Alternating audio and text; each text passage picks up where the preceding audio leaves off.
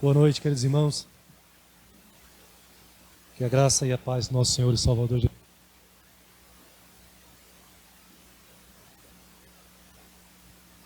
hoje. Por isso que eu estou aqui meio perdido. Um diácono Zanildo já me emprestou o dele. Já testei aqui o do presbítero Mauro. Mas vamos lá. Tem mais um aqui chegando. Não vai dar certo, né? Isso é porque eu tenho dois em casa, né? Já para não dar problema. Acabei esquecendo também.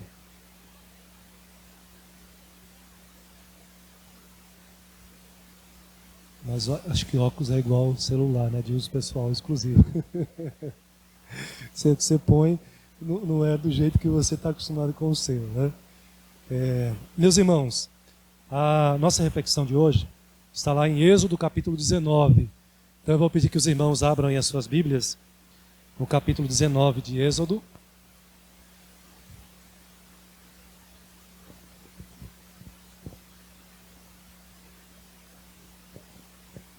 Êxodo capítulo 19, onde farei essa breve exposição da palavra do Senhor. Então, os irmãos acompanhem a leitura do texto. Êxodo capítulo 19, do versículo 1 até o versículo 6. Mesmo assentados, os irmãos acompanhem com reverência a leitura da palavra de Deus, que nos diz assim: no terceiro mês da saída dos filhos de Israel da terra do Egito, no primeiro dia desse mês, vieram ao deserto do Sinai. Tendo partido de Refidim, vieram ao deserto do Sinai, no qual se acamparam. Ali, pois, se acampou Israel em frente do monte. Subiu Moisés a Deus, e do monte o Senhor o chamou e lhe disse: assim falarás à casa de Jacó e anunciarás aos filhos de Israel: tendes visto o que fiz aos egípcios, e como vos levei sobre asas de águia, e vos cheguei a mim.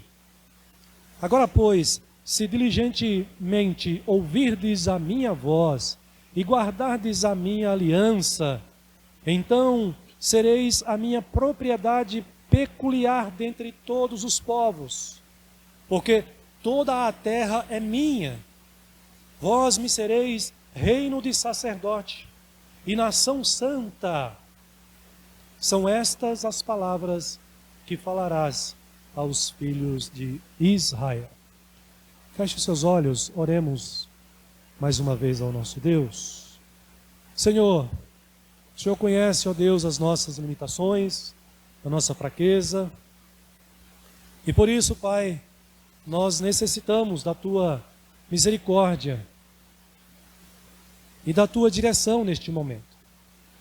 Que o Senhor, ó Deus, esteja capacitando a mim como pregador na exposição da Tua palavra, e também aos irmãos, ao receberem a Tua palavra, que o Senhor prepare a sua mente, o seu coração, para que também ouçam, entendam e pratiquem a Tua palavra.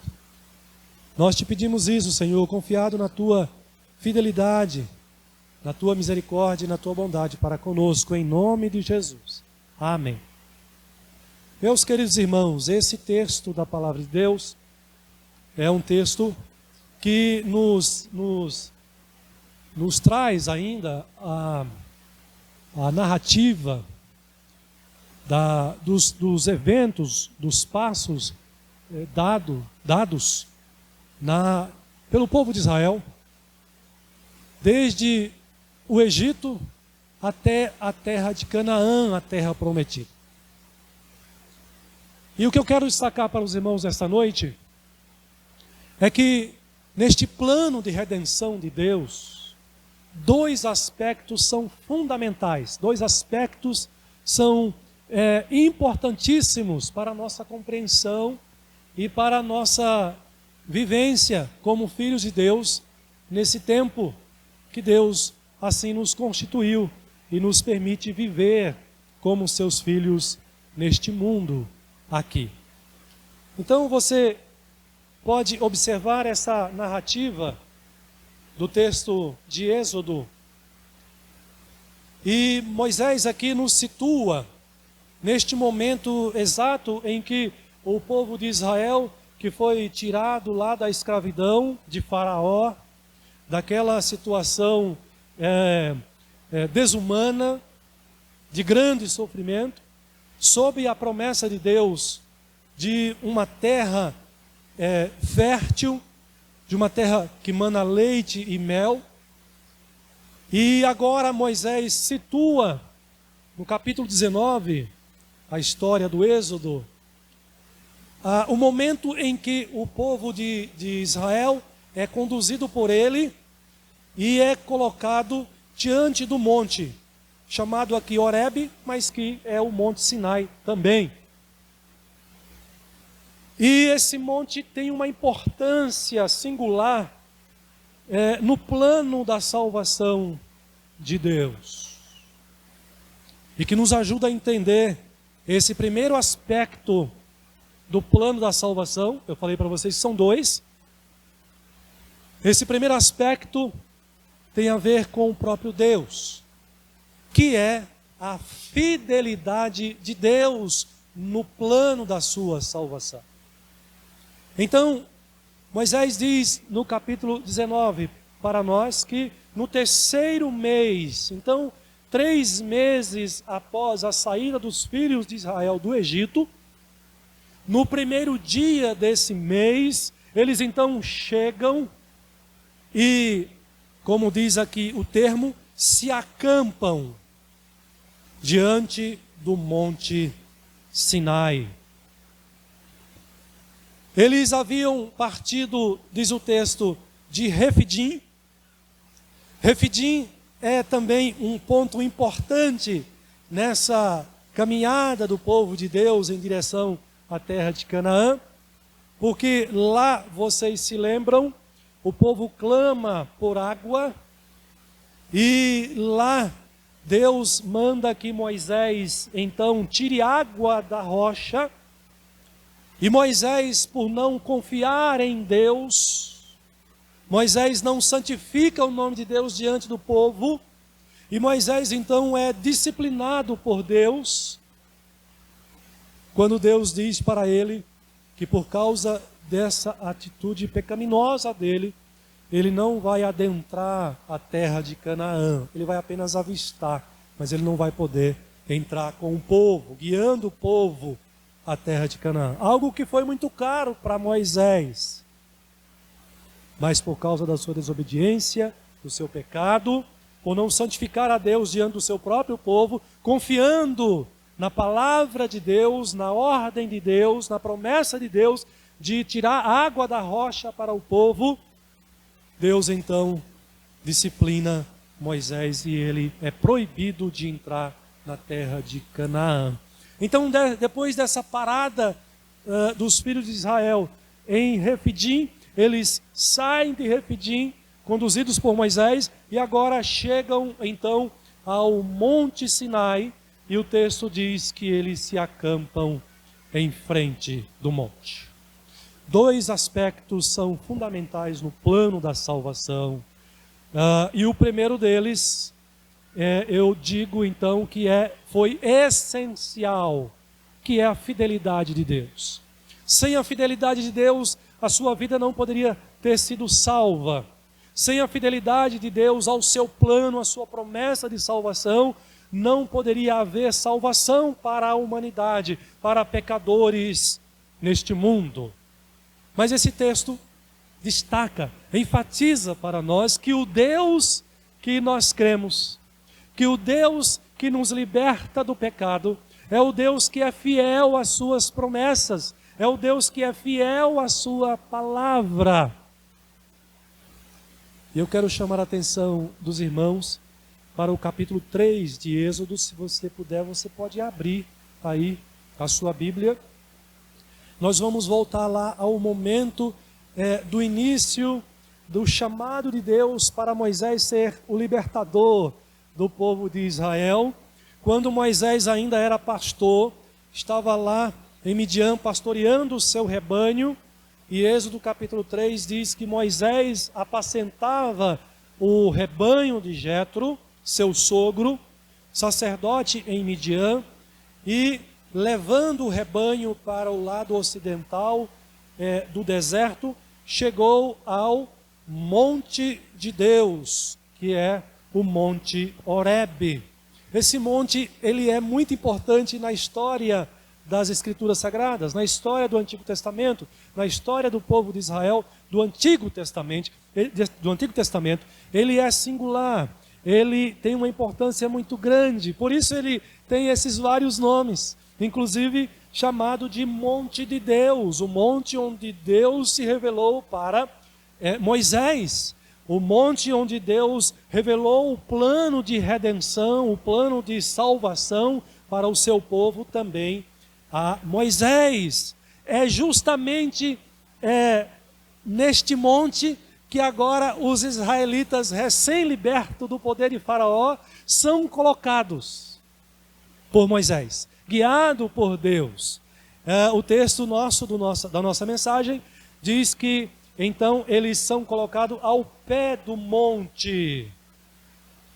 Mas você vai para o capítulo 3 ainda de Êxodo, quero chamar a sua atenção, versículo 11 agora, e veja o que Deus já havia dito para Moisés lá.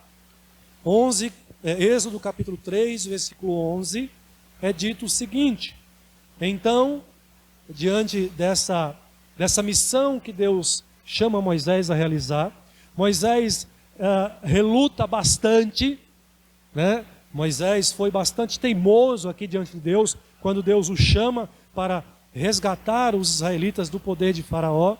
Então no versículo 11 é dito para Moisés da parte de Deus. Disse Moisés a Deus, primeiramente: quem sou eu para ir a Faraó e tirar do Egito os filhos de Israel? Quem sou eu, Senhor, para fazer isso?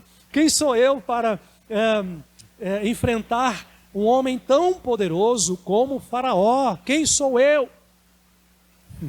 Às vezes nós também nos fazemos essa pergunta, muitas vezes, diante daquilo que Deus nos manda fazer.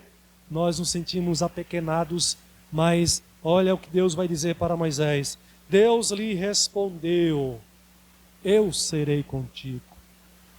Deus está dizendo: Moisés, você terá a minha presença, isso já basta, isso já é suficiente. Mas Deus foi mais além. Diante da teimosia de Moisés, Deus vai mais além e diz para Moisés na continuação do texto: eu serei contigo e este será o sinal de que te enviei. Esta será a prova, Moisés, de que eu mesmo te enviei para libertar o povo de Israel, o meu povo, do poder de Faraó. Qual é a prova? Qual é o sinal? Ele vai dizer: depois de haveres tirado o povo do Egito, sabe o que você vai fazer? Você vai trazer esse povo e esse povo vai me servir aqui nesse mesmo monte. Aqui é como se, nós costumamos dizer às vezes, né?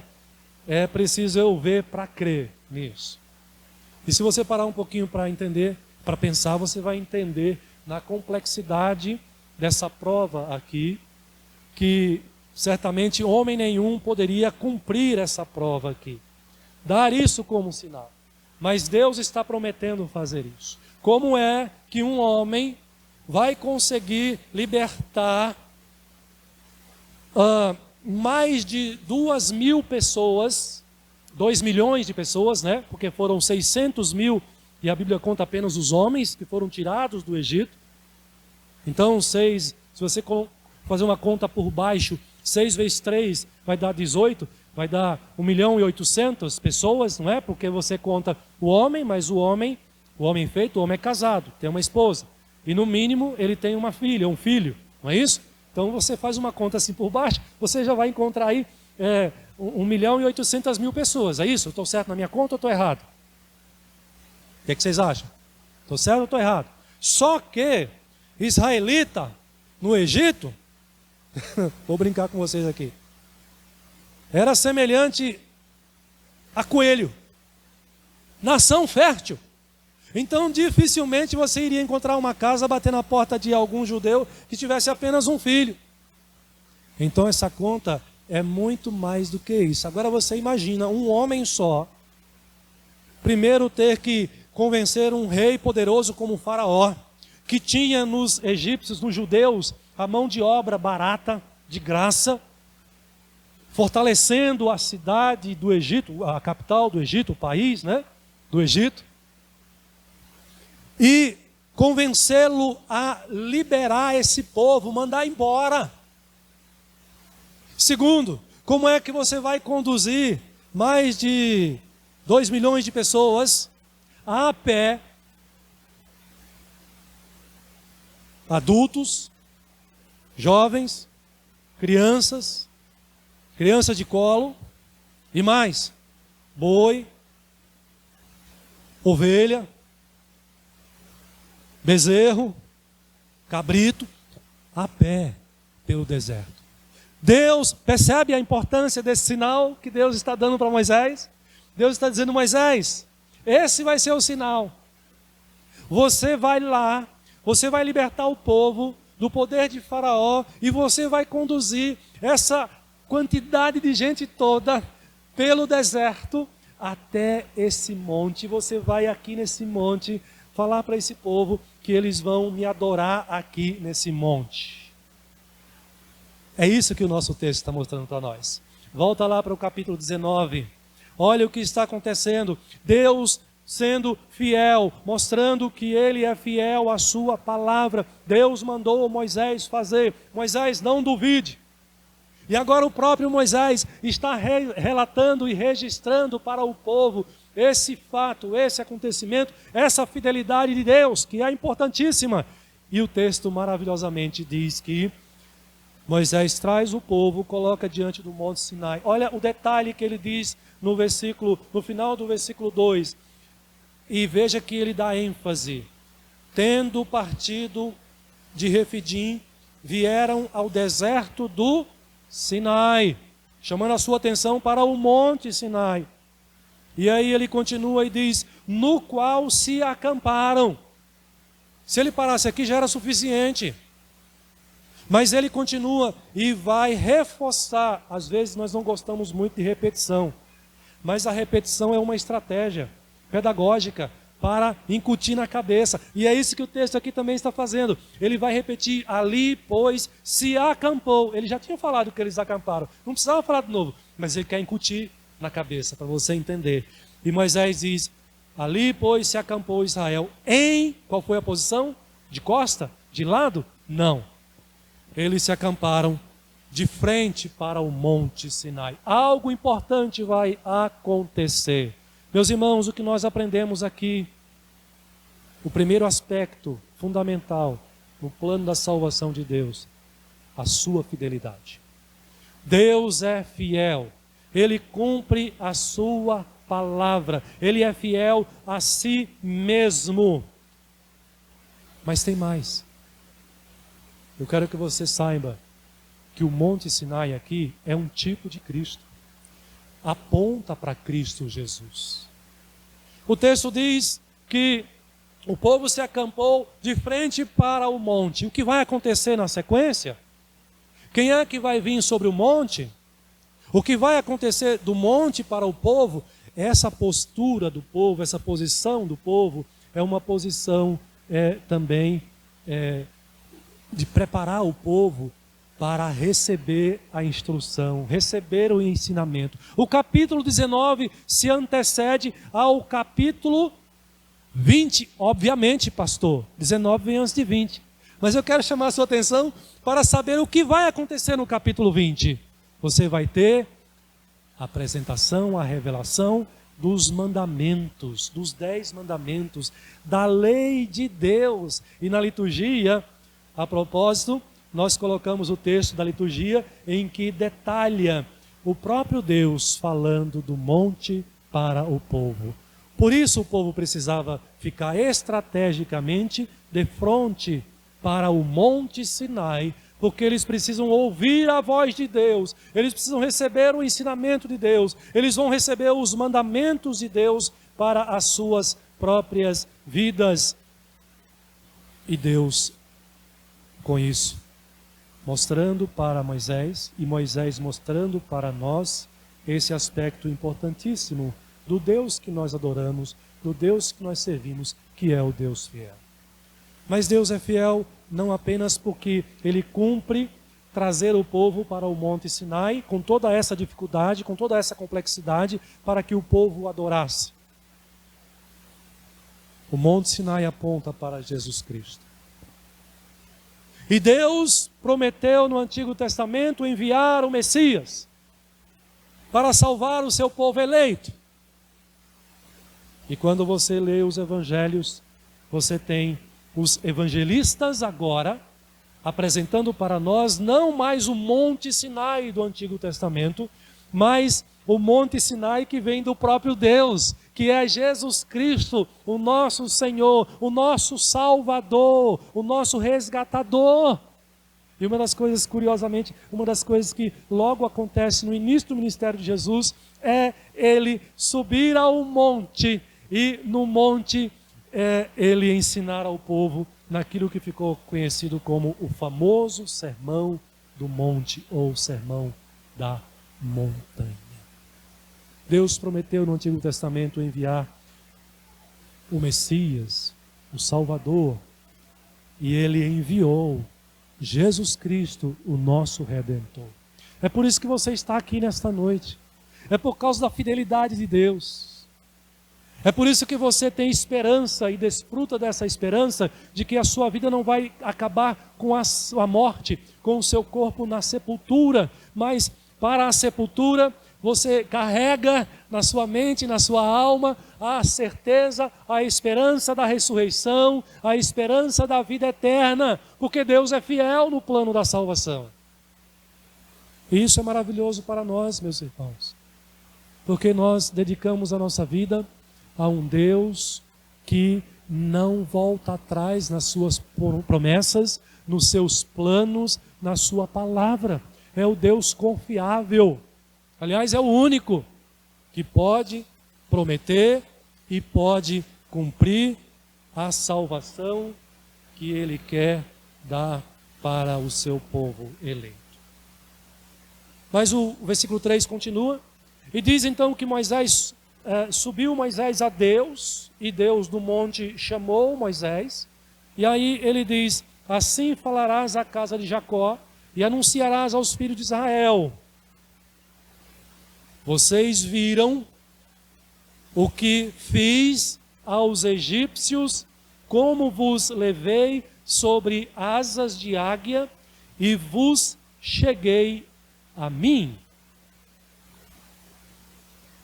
Meus irmãos, as ações de Deus no plano da salvação ou para a salvação do seu povo revela, além da sua fidelidade, revela também o seu poder. Deus, sendo fiel, Ele age com poder para salvar o seu povo. Quando você volta os olhos lá para Gênesis, capítulo 17, versículo 7, Deus, antes mesmo de Moisés, Deus se dirige a um outro patriarca que também foi muito importante para a história de Israel. Deus se dirige a Abraão e Deus estabelece uma aliança com Abraão. O início de tudo, dessa promessa, dessa aliança que Deus fez com o homem, conosco, através de Abraão. E Deus disse para Abraão, Gênesis 17, versículo 7, estabelecerei a minha aliança entre mim e ti e a tua descendência no decurso das suas gerações. Aliança perpétua para ser o teu Deus e da tua descendência. Para Abraão, Deus havia prometido a posse da terra de Canaã. Você lembra de Abraão na sua mente, você também vai lembrar de Isaac, um outro patriarca importante também, a quem Deus renova essa promessa da terra de Canaã. Você vai se lembrar também de Jacó. um outro patriarca. Esse povo aqui de Israel, com quem Deus está tratando, é o povo que leva o nome desse terceiro patriarca. A Jacó Deus chamou e disse: já não te chamarás Jacó, mas Israel, apontando para o cumprimento da promessa de Deus, de através de um homem, ou do descendente de um homem, fazer uma grande nação. Deus é fiel ao que Ele promete. Você tem a palavra de Deus nas suas mãos, meus irmãos. A palavra de Deus está cheia de promessas, de instruções, de correção para a nossa vida também. É por ela que nós nos guiamos, somos guiados enquanto nós vivemos aqui neste mundo, guiados em direção também à terra de Canaã. Veja que Deus disse para Moisés aqui, dizer para os israelitas: vocês testemunharam a maneira poderosa como eu fiz vocês se achegarem até mim. Lembram-se das pragas do Egito? Fui eu que enviei. Lembram-se do Mar Vermelho? Fui eu que abri. Lembram-se do Rio Jordão? Fui eu que fiz vocês passarem por eles também. Por ele. Lembram-se das águas de Refidim? Também. Lembram-se do maná, das codornizes? Vocês não quiseram comer carne e comeram até enjoar de tanto comer carne? Fui eu que mandei. Lembra do maná do deserto? Fui eu que mandei também. De maneira poderosa, Deus está dizendo: eu fiz vocês se achegarem até mim.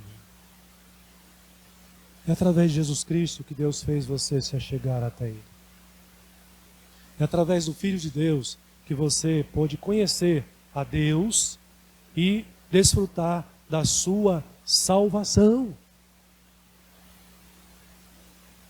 É por causa da fidelidade de Deus que ainda na eternidade, antes mesmo de criar todas as coisas, Ele decidiu salvar um povo, escolher um povo e salvar esse povo, para que esse povo vivesse a eternidade juntamente com Ele. E é porque Ele é fiel que hoje esse povo está aqui presente, nessa igreja e no mundo, porque Ele quis, Ele prometeu e Ele cumpre. O Deus que você crê, o Deus que você serve, é o Deus fiel, poderoso e que cumpre as suas promessas. Mas eu falei que são dois aspectos. E esse primeiro aspecto nos consola o coração e nos encoraja a continuar servindo a esse Deus. Mas há uma exigência da parte de Deus para aqueles que querem, ou para aqueles que foram trazidos até a sua presença, para aqueles que foram salvos. E o texto nos mostra isso na sequência. Ele diz no versículo 5, depois de revelar tudo isso, a grandeza e a fidelidade de Deus, ele diz no versículo 5, agora, pois, se diligentemente ouvirdes a minha voz e guardardes a minha aliança, então sereis a minha propriedade peculiar dentre todos os povos, porque toda a terra é minha. Vós me sereis reino de sacerdotes e nação santa. São essas as palavras que falarás aos filhos de Israel. Depois de Deus revelar que tudo está sendo cumprido conforme Ele planejou, Ele diz, agora tem uma coisa. Você que está sob a minha bênção, você que está sob a minha direção para a terra prometida, você que está sob a minha direção para o novo céu e a nova terra, tem uma exigência. Tem um aspecto que é fundamental. E a fidelidade de Deus deve provocar em nós a prática desse aspecto também, ou seja, a nossa obediência. A fidelidade de Deus deve provocar em nós a nossa fidelidade a Ele agora. Esse é o segundo aspecto, a sua obediência a Deus. Deus salva pessoas, mas pessoas salvas precisam se submeter às regras de Deus, precisam se submeter à lei de Deus, e Ele deixa isso muito claro aqui para o povo de Israel do Antigo Testamento, que significa o povo de Deus hoje. E qual é a exigência de Deus? E qual é a condição? Ele diz: se diligentemente ouvirdes a minha voz e guardar os meus mandamentos. Queridos irmãos, o povo, eu já disse para vocês, o povo de Israel foi colocado de frente para o monte, com esse propósito. Você e eu precisamos ouvir o que Deus tem a dizer, e em nosso coração, em nosso íntimo, estarmos dispostos a obedecer a sua vontade, a sua palavra. Pastor, mas que Deus é esse? Egoísta, que quer que a gente faça só a vontade dele. Eu não posso fazer a minha vontade nem um pouquinho. Não. Deus não é egoísta. Saiba que quando você faz a vontade de Deus, quando você obedece às Escrituras, as Escrituras tornam você uma pessoa humanizada do ponto de vista do Criador. Torna você mais humano do ponto de vista da perfeição. Torna você mais feliz. E quando você é ou está entregue, quando a pessoa está entregue à sua própria vontade, ela vai fazer mal a si mesma e àqueles que estão à sua volta, porque a vontade do ser humano, ela está escravizada ao pecado. Aí a gente volta lá para o Egito, lá para Faraó. Mas Deus não quis que o povo continuasse lá com Faraó como escravas de Faraó. Deus nos libertou. Você e eu, em Cristo Jesus, Deus não quis que nós continuássemos escravizados, que a nossa mente, o nosso coração continuasse sendo dominados pelo pecado, pela natureza humana pecaminosa. Deus nos libertou dessa escravidão em Cristo Jesus. E o que Deus requer de mim e de você agora, não é que nós voltemos para o Egito novamente, não é que nós voltemos para a nossa escravidão pecaminosa novamente. Deus quer que você continue dando passos em direção à vida eterna, em direção à vida plena e perfeita que está sendo operada em mim e em você através do Espírito Santo. Ele está nos tornando cada vez mais semelhantes ao seu Filho Jesus Cristo. Ele é o nosso modelo maior, ele é a nossa referência.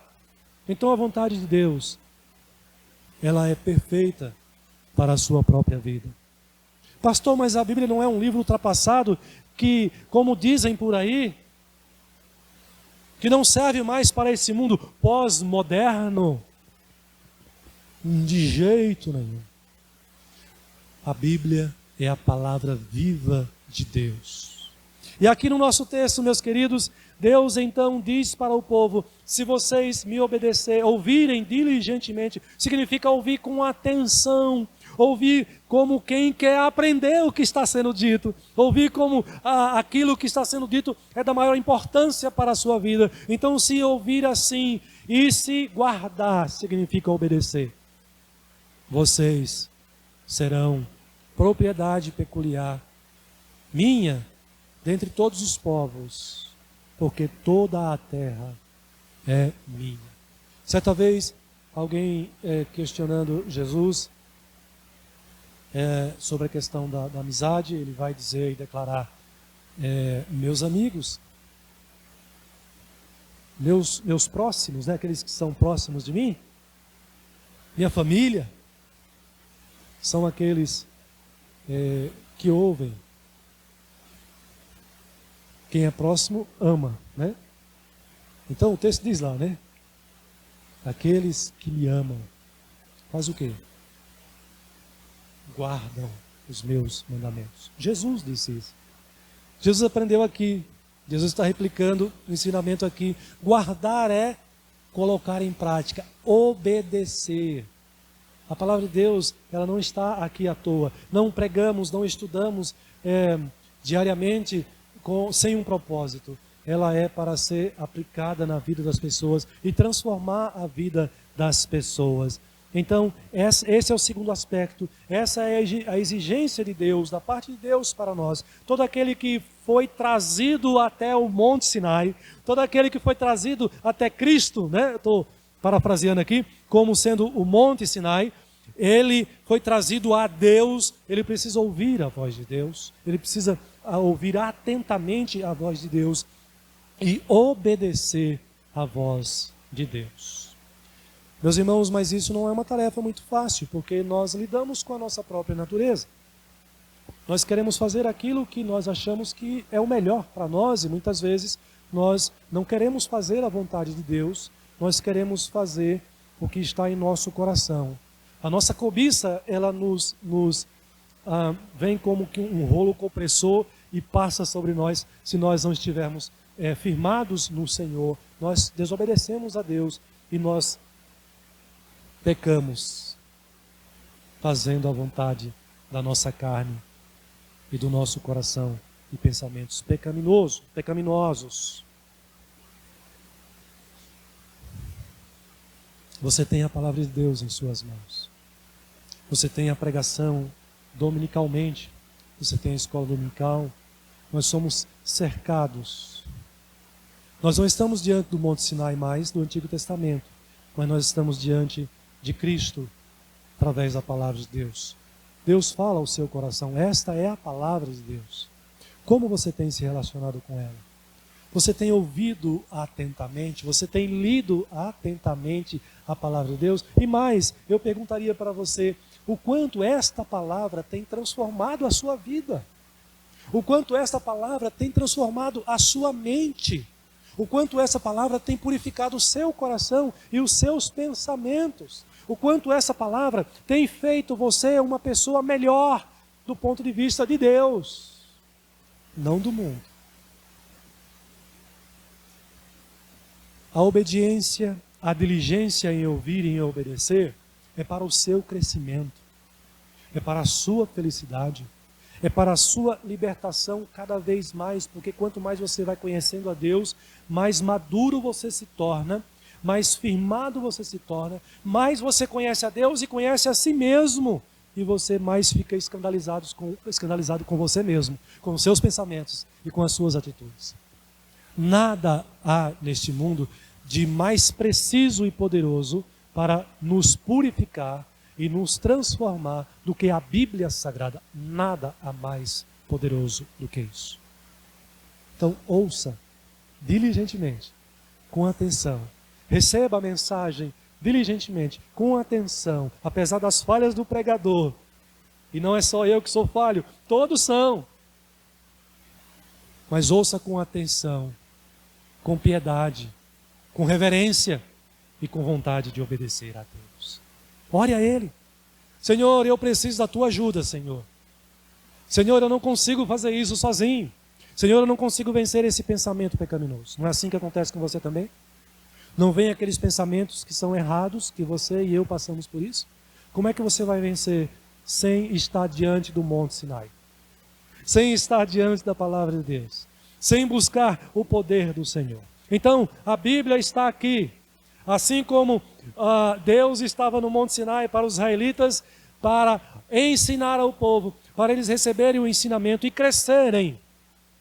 Assim também conosco. Você tem a Bíblia. Cresça, amadureça. Mas há um último aspecto, um detalhe que eu quero destacar, que está no versículo 15. Nós ouvimos a Deus e obedecemos não apenas para o nosso crescimento, mas nós ouvimos a Deus e obedecemos para que o seu reino cresça neste mundo. Observe o que diz o versículo 6.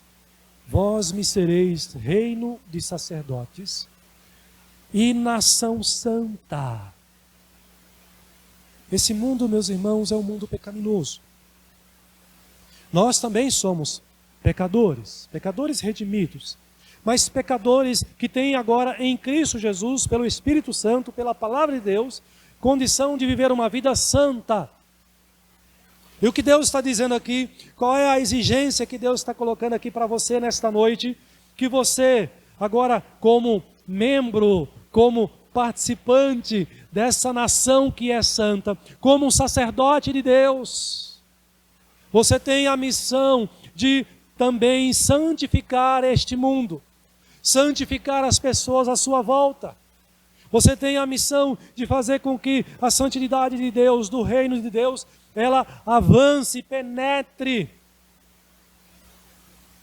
os lugares mais sombrios deste mundo, levando a luz de Deus, levando a pureza de Cristo, através do seu viver, através do seu testemunho, através da sua palavra, através do seu ensinamento que você aprendeu com a palavra de Deus.